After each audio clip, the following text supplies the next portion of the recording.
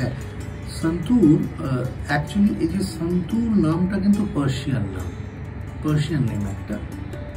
এবং আমরা যদি বিফোর এডি যদি দেখি আমরা, এবং ব্যাবিলনিয়ান এজ যেটাকে বলে, সেই সময়তে ব্যাবিলনে যে অর্কেস্ট্রাইজেশন ছিল তার থার্ড লাইন ইনস্ট্রুমেন্ট হিসাবে সন্তুরটা ব্যবহৃত হতো। কিন্তু আরেকটা ইন্টারেস্টিং পার্ট হচ্ছে এটা যে ভারতবর্ষেও কিন্তু সন্তুর ছিল। আমরা যদি বৈদিক এজ ফলো করি, অর্থাৎ বেদের যে সময়টা, বেদের যে যুগ, তাতে আমরা পাই সন্তুর বলে একটি ইনস্ট্রুমেন্ট যার 100টা তার, এবং সেই ইনস্ট্রুমেন্টটাকে বলা হতো শততন্ত্রী বীণা, অর্থাৎ শততন্ত্রী বীণা মানে যার 100টা তার। এবং সেই সময়তে বলা হতো যে কোনো ইনস্ট্রুমেন্ট যার ভেতর স্ট্রিং ইনস্ট্রুমেন্ট যেগুলো আছে সেগুলোকেই বীণা বলা হতো। এবং সন্তুরের যেহেতু 100টা তার ছিল সেই সময় বৈদিক যুগে, সেটাকে শততন্ত্রী বীণা বলা হতো। এবং সুতরাং বলা যেতে পারে এই সন্তুর যেমন পার্সিয়ানদের মধ্যেও ছিল, এটা ভারতবর্ষের নিজস্ব কিন্তু ছিল বৈদিক যুগে, এবং যেটা শততন্ত্রী বীণা বলতো।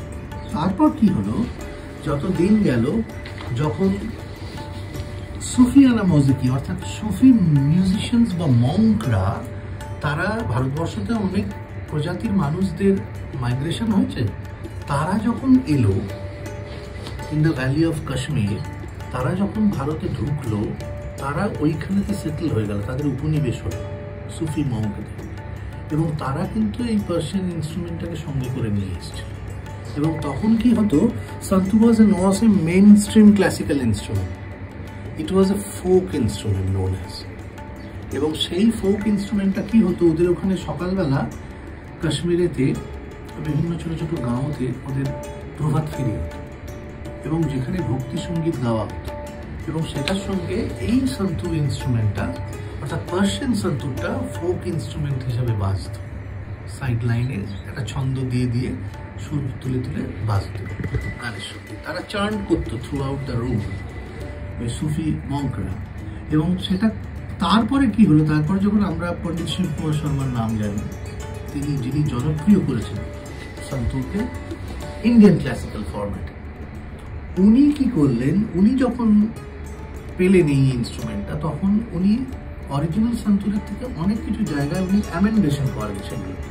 অর্থাৎ কি কি জায়গা চেঞ্জ করলেন, আগে প্রতিটা সন্তুরে 4টে করে স্ট্রিং ছিল প্রতিটা ব্রিজে। এগুলো যদি আমরা একটা ব্রিজ ধরি, সেই প্রত্যেক কটা ব্রিজে 4টে করে স্ট্রিং ছিল, সেগুলোকে উনি কি করলেন 3টে করে দিলেন, তারের গেজের একটু মডুলেশন করে 3টে করলেন। এবং তাতে কি হলো, সাউন্ড একটু চেঞ্জ হলো।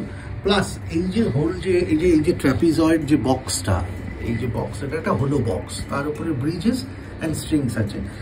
একটাকে কি করলেন, উনি হাইট অনুযায়ী একটু বাড়ালেন। অরিজিনাল সন্তুর কিন্তু একটু পাতলা।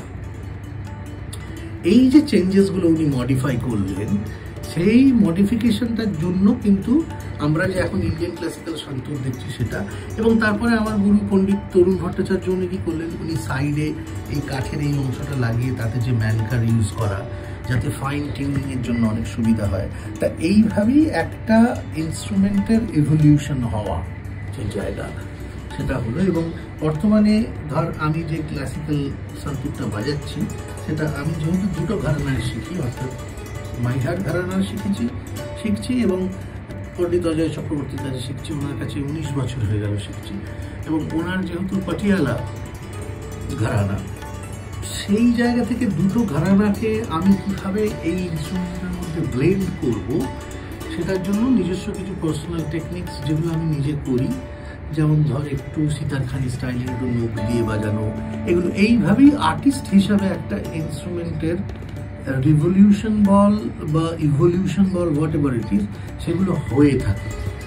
এবং সেটা যখন একটা উচ্চ মাত্রায় পৌঁছায়, তখন গিয়ে সেই জায়গাটা একটা স্টাইল বা স্টাইল আইকন হিসাবে সেটা ক্যাচ হয়ে যায়। এবং এইভাবে যদি আমরা এবং এই ইনস্ট্রুমেন্ট সন্তুরের প্রচুর প্রজাতি আছে, যেটা পৃথিবীর সমগ্র কন্টিনেন্টে আছে। যেমন বাঁশি বলে যদি আমরা বলি, ব্যাম্বো ফ্লুট আমাদের ইন্ডিয়ান, তেমনি ব্যাম্বো ফ্লুট কিন্তু অন্যান্য কোনো দেশে নেই, কিন্তু বাঁশির প্রচুর ভ্যারাইটিস আছে। ফ্লুটের কত রকম ভ্যারাইটিস, তেমনি সন্তুরের প্রচুর ভ্যারাইটিস আছে। যারা সন্তুরের মতো তাদের সাউন্ডিং লাইক সন্তুর, কিন্তু এক্স্যাক্টলি সন্তুর বলে না।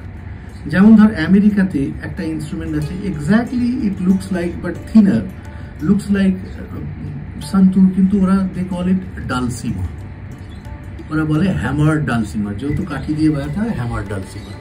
তারপর যেমন ধর যদি আমি ইউরোপিয়ান কান্ট্রিতে আসি, গ্রিসের দিকে সেম একটা ইনস্ট্রুমেন্ট দেখতে পাওয়া যায় লাইক স্বরমণ্ডল। আমরা যে স্বরমণ্ডল ইউজ করে ভোকালিস্টরা, সুরমণ্ডল যেটাকে বলি, এই স্বরমণ্ডলের তারগুলোর ওপরে যদি একদিকটা ব্রিজ থাকে, তাতে যদি কাঠি দিয়ে দিয়ে বাজানো হয় যেরকম, সেটাকে জিতার বলে, বা জিতার বা জিথার বলে। সেটা কিন্তু একটা সন্তুরেরই ভার্সন। তারপর যদি আমি ধর নিউজিল্যান্ড ওই দিকটা দিকে, ওরা আর একটা ইনস্ট্রুমেন্ট বাজায় একটু বড়, সিম্বালম, সেটাকে বলে, সেটা দ্যাট সাউন্ডস লাইক সন্তুর, কিন্তু সন্তুরেরই জাত ভাই একটা। আবার আমি যদি মিডল ইস্ট দেখি, সেখানে দেখবো আমরা ওরা একটা ইনস্ট্রুমেন্ট বাজায় সেম লুকস লাইক সন্তুর, কিন্তু নোক দিয়ে প্লাগ করে করে বাজায়, সেখানে কাঠি ইউজ করে না বা স্টিক্স নেই, সেটা ওরা বলে খানুন। জার্মানিতে বড় অনেক বিরাট বড় পিয়ানোর মতো সেটা, যেটাকে ওরা বলে হাখাব্রেট, কিন্তু সন্তুরের মতো। তাহলে বোঝা যাচ্ছে যে এই ইনস্ট্রুমেন্টাল ইন্টারন্যাশনাল সিমিলারিটিস প্রচুর। এবং সেই দিক থেকে দেখতে গেলে আমরা যদি বলি, যেমন ধর সরোদ, সেতার, এই দুটোই কিন্তু ভারতবর্ষের প্রাচীন ইনস্ট্রুমেন্টের মধ্যে পড়ে না, কারণ ওটা কিন্তু মডিফাইড, বলে রবাব থেকে এসছে সরোদ। কিন্তু রবাব তো আমাদের দেশের ইনস্ট্রুমেন্ট নয়, আবার সেতার অন্য একটা ইনস্ট্রুমেন্ট থেকে এসছে।